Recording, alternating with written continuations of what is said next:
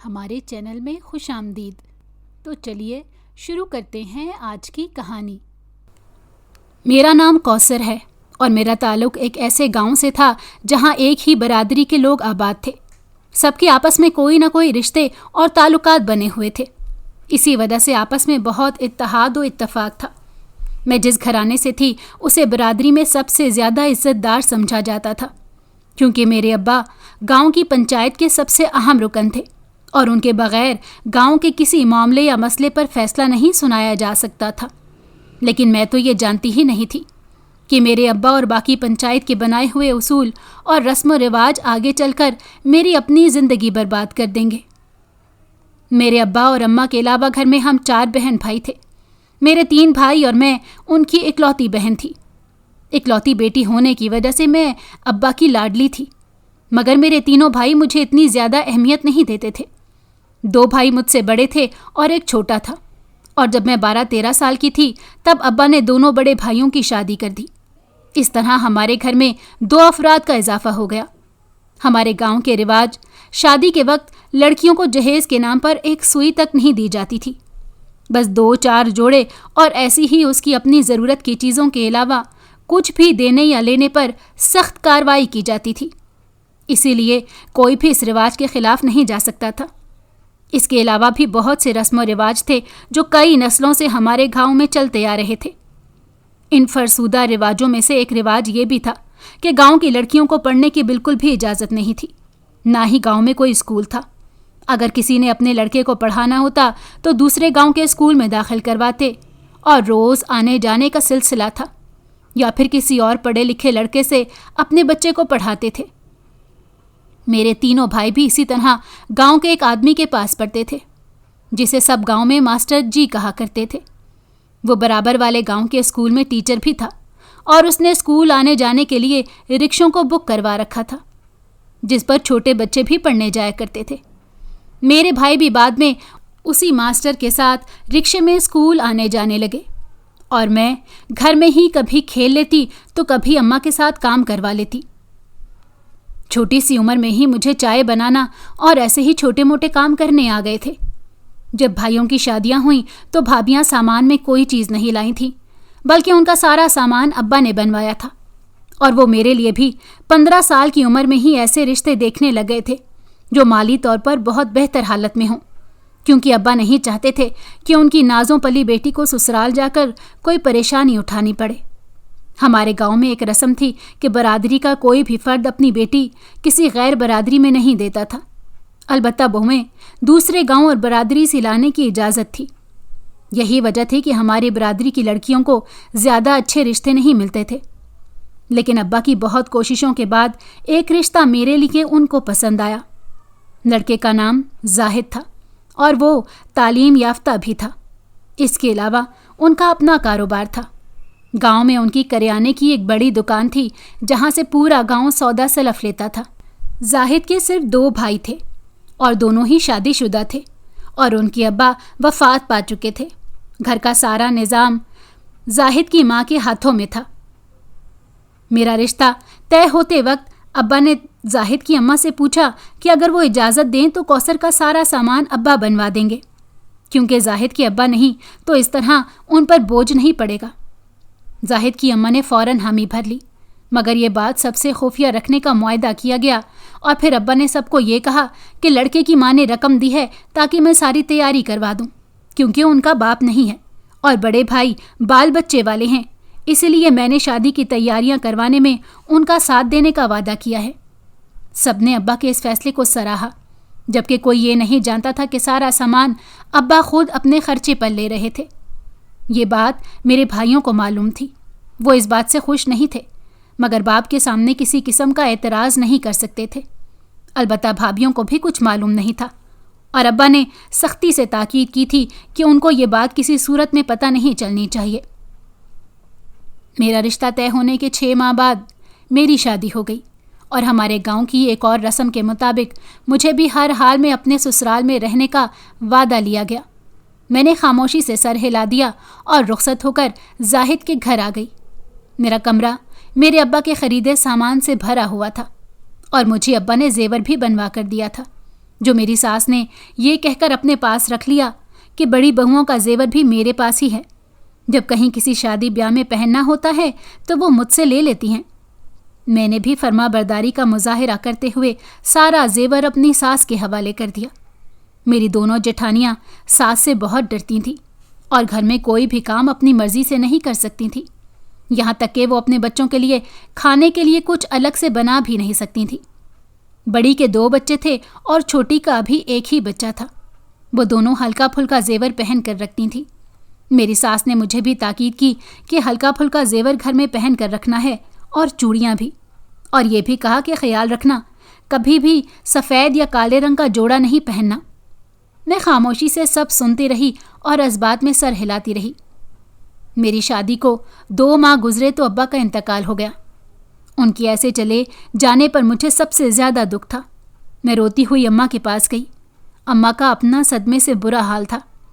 جب ابا کو تدفین کے لیے لے کر گئے تو میں اماں کو لے کر ان کے کمرے میں چلی گئی۔ میں نے اماں سے پوچھا کہ گاؤں کے رواج کے مطابق ابا کی میت کو بھی ایک رات کے لیے مسجد میں رکھا جائے گا، تو اماں کہنے لگی کہ وہ پنچ تھے، اس لیے ان کو ابھی دفنا دیا جائے گا، کیونکہ گاؤں کے پنچوں میں سے کسی پر یہ اصول اور رواج لاگو نہیں ہوتا۔ میں اماں سے کہنے لگی کہ بھلا اس رواج کا کیا مقصد ہے؟ جب کوئی مر جاتا ہے تو اسے دفنا دینا چاہیے، مگر پوری رات کے لیے مسجد میں رکھنے کی کیا ضرورت ہے؟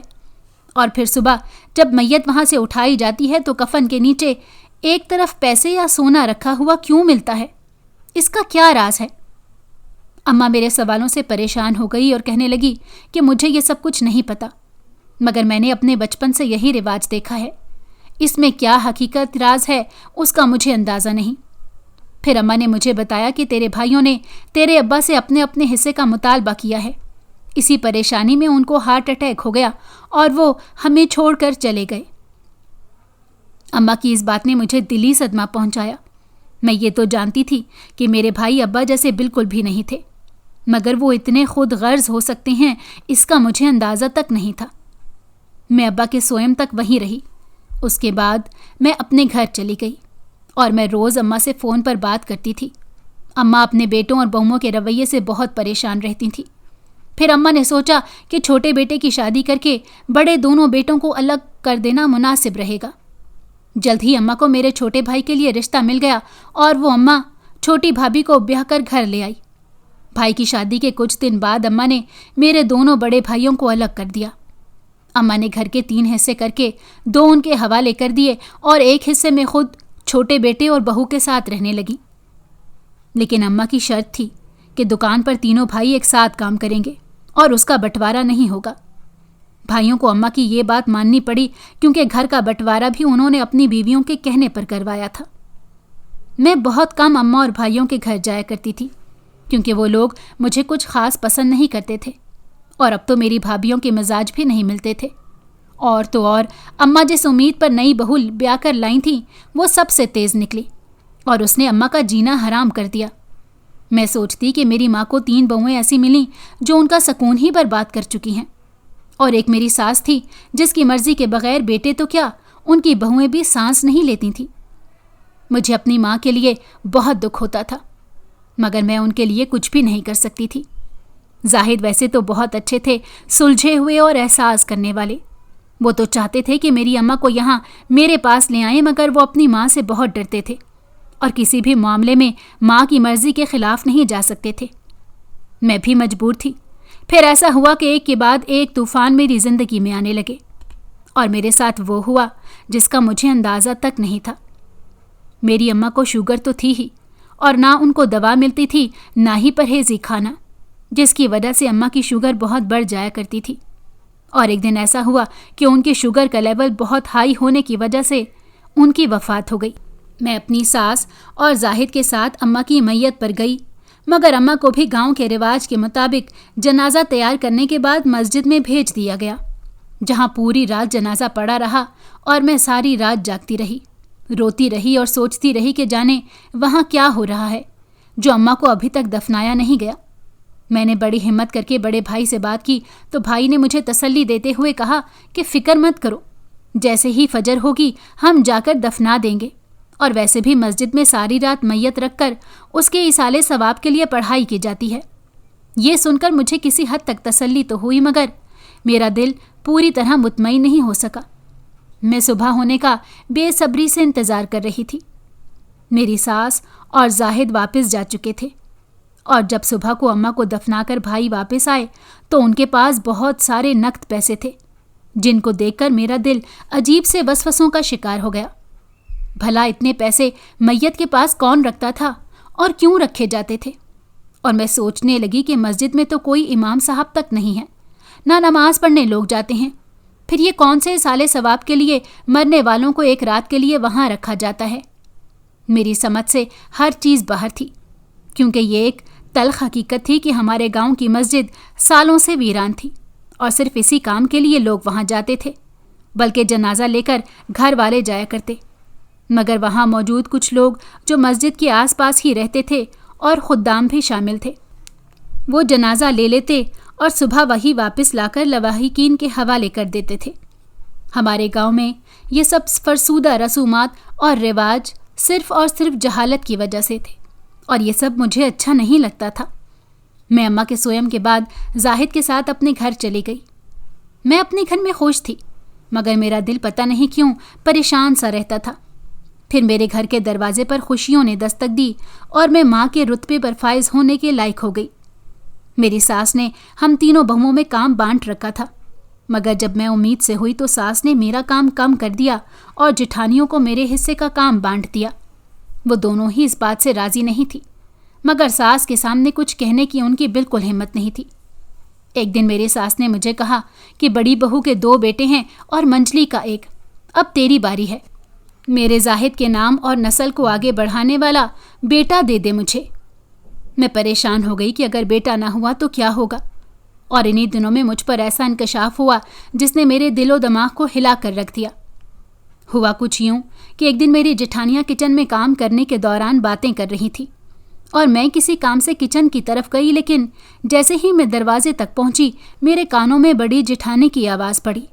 वो कह रही थी कि मेरे छोटे जेठ की पहली बीवी से जब बच्ची पैदा हुई थी तो मेरी सास ने उसको तलाक दिलवा दी और अपने बेटे की दूसरी शादी कर दी थी, जो अब मेरी जेठानी थी, और उसका 1 बेटा था। मेरी सास की अजीब मंतक थी। वो कहती थी कि अव्वल तो बेटी पैदा ही न हो, और अगर बदनसीबी से बेटी पैदा होती भी है तो पहली औलाद बेटा ही होना चाहिए।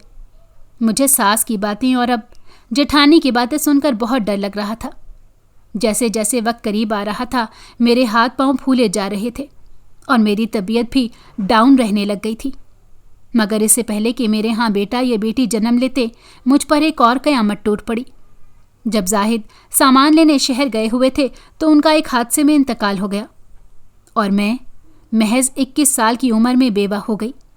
जाहिद की मैयत को भी मस्जिद में 1 रात के लिए रखा गया और अगली सुबह दफना दिया। मगर बहुत सारे पैसे लेकर मेरे जेठ घर आए और जब माँ के हवाले किए तो वो बेटे की मौत के सदमे को भूलकर पैसे गिनने लग गई और फिर मुझे अपने पास बुलाकर कहने लगी कि देखो कौसर, अब मेरा बेटा तो रहा नहीं, इसलिए अब तो लाजिम हो चुका है कि तुम्हारे यहाँ बेटे की ही पैदाइश होनी चाहिए, ताकि मेरे बच्चे जाहिद का नाम लेने वाला कोई तो हो। और मैं शौहर के जाने के बाद खुद को बेसहारा महसूस करने वाली एक कम उम्र बेवा थी, जो इतनी संगदिल सास की बातें सुनकर बस रो ही सकती थी या दुआएं मांगती, क्योंकि माँ बाप के मरने के बाद तो अब मेके की तरफ से मुझे कोई आसरा नहीं था, क्योंकि भाई भाभियाँ सिर्फ मैयत पर पहले दिन आए थे, उसके बाद किसी ने खबर तक न ली। तो ऐसे में मेरा ठिकाना सिर्फ मेरा ससुराल ही था। जैसे जैसे डिलीवरी के दिन करीब आ रहे थे मेरी परेशानी बढ़ती जा रही थी और मेरी किस्मत कि मेरे यहाँ बेटी ने जन्म लिया। सास को बहुत गुस्सा आया। उसने अपनी पोती को देखना भी गवारा नहीं किया, मगर वो मुझे घर से नहीं निकाल सकती थी क्योंकि मैं पंच की बेटी थी, और वो मुझे घर से निकालती तो सारे गांव वाले जमा हो जाते और मेरी सास के खिलाफ हो जाते। मेरी बच्ची की पैदाइश दाई माँ के हाथों हुई थी और मैं अपने कमरे में ही थी। मैं तो जब से जाहिद गए थे तब से हार सिंगार छोड़ चुकी थी और गांव की रस्म के मुताबिक काला या सफ़ेद जोड़ा पहनती थी। मेरी बेटी के पैदा होने पर कोई मुझसे मिलने आया, न किसी ने मुझे मुबारक दी। मेरी छोटी जेठानी मुझे 3 वक्त खाना कमरे में ही दे जाती, और फिर जब मेरी बेटी 10 दिन की हो गई तो जेठानी ने कहा कि अम्मा ने तुम्हें बुलाया है।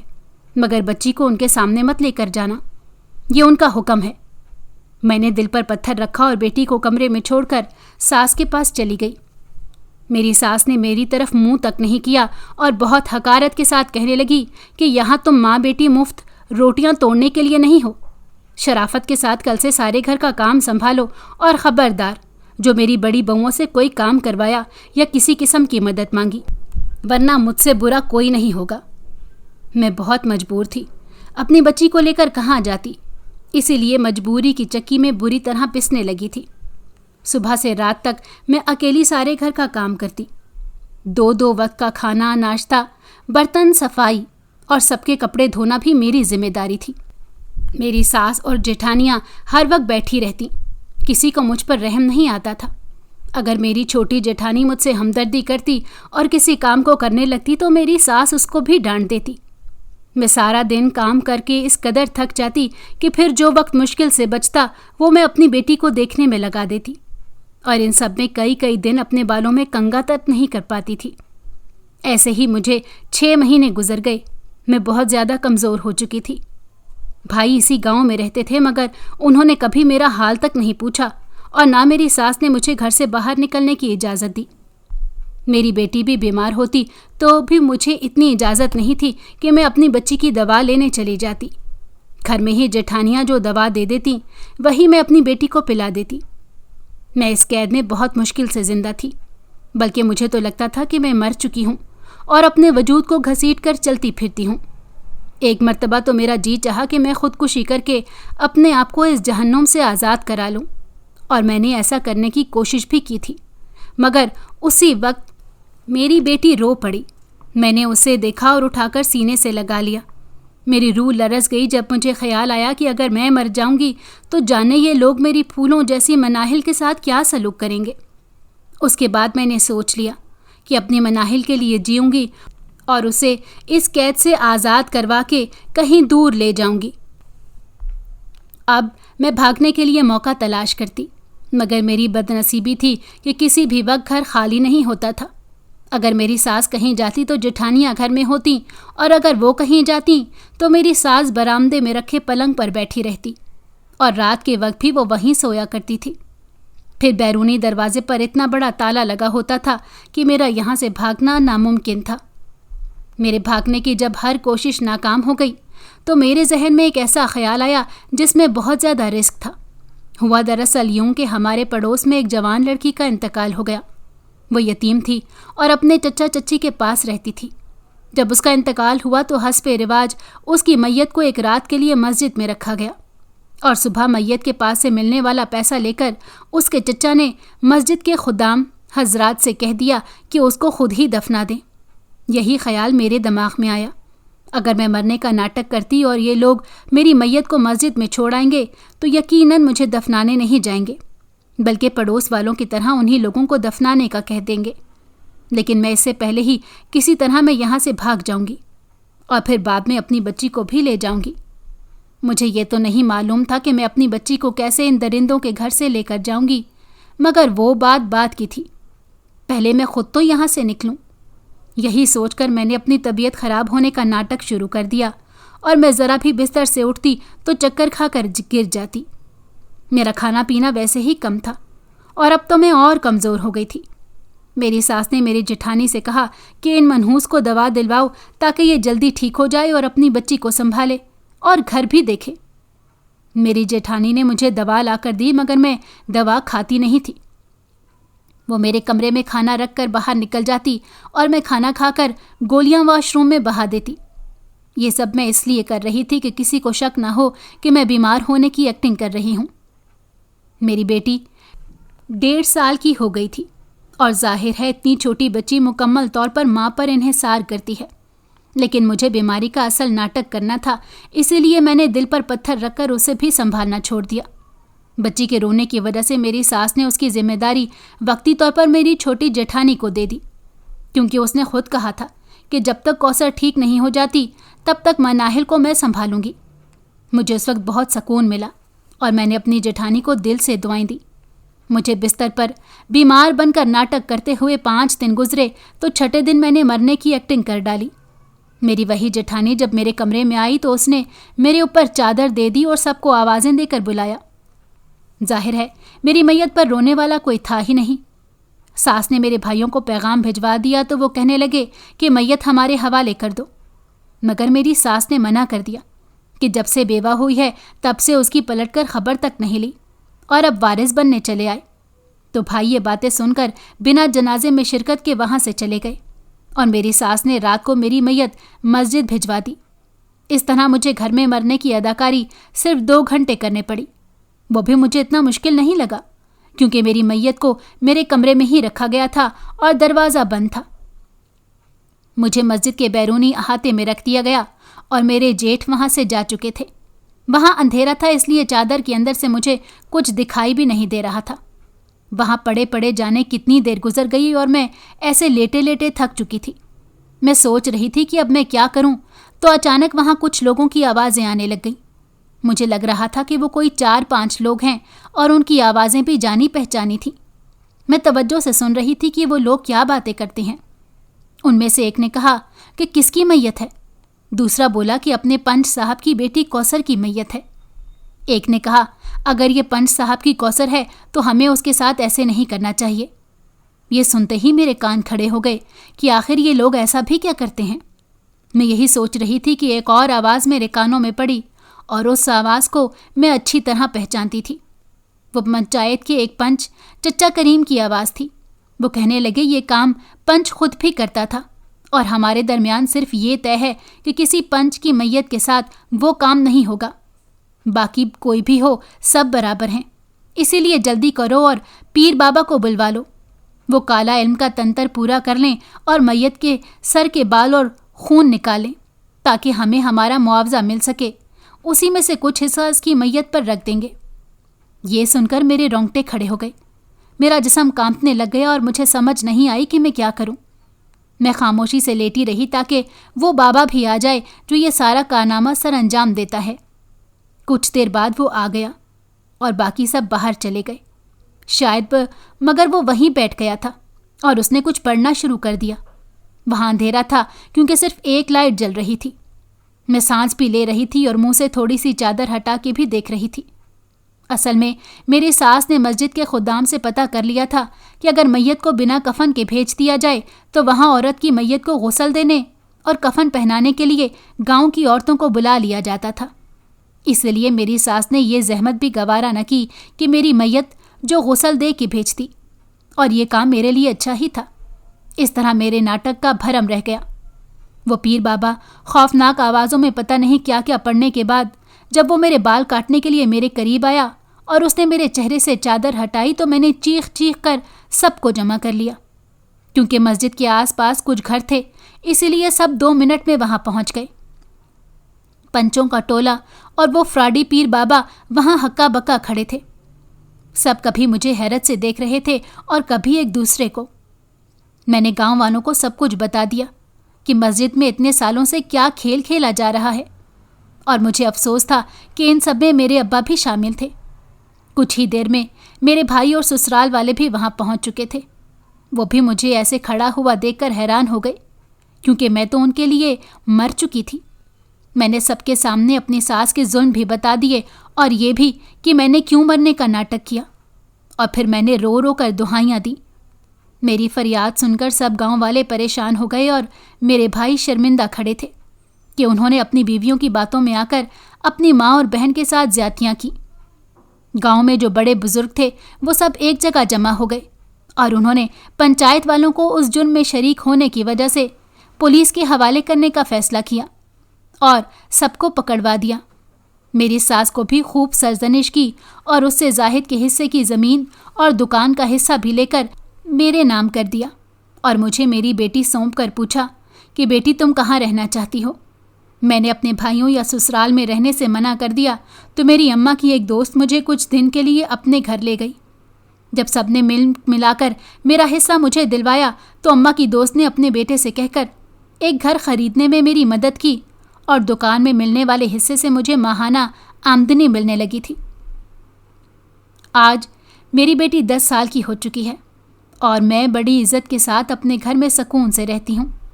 گاؤں کی مسجد بھی आबाद हो चुकी है और गांव में मास्टर साहब के तहवसुत से एक प्राइमरी स्कूल भी खुल गया है, जहां मेरी बेटी समेत गांव की हर बच्ची पढ़ती है। मैंने दुकान से मिलने वाली आमदनी के अलावा भी खुद सिलाई का काम शुरू कर रखा था और अपनी बेटी की परवरिश बहुत अच्छे तरीके से कर रही थी। मेरी सास का 2 साल पहले इंतकाल हो गया था, मगर मरने से पहले उसने मुझसे माफ़ी मांग ली थी। मैं कभी कभी अपने भाइयों के पास हो आती थी और ससुराल में से जेठानियाँ मुझसे मिलती थीं। जेठ भी बड़े भाइयों की तरह सर पर हाथ रखने लगे थे। किसी ने सच कहा है कि इंसान का सब्र कभी रायगा नहीं जाता, और मैं उसकी जिंदा मिसाल थी। अगर आपको हमारी कहानी पसंद आई हो तो हमारे चैनल को लाइक करें और सब्सक्राइब कर दें। बेल नोटिफिकेशन को भी ऑन कर दें ताकि हमारी आने वाली हर मज़ेदार कहानी आपको वक्त पर मिलती रहे।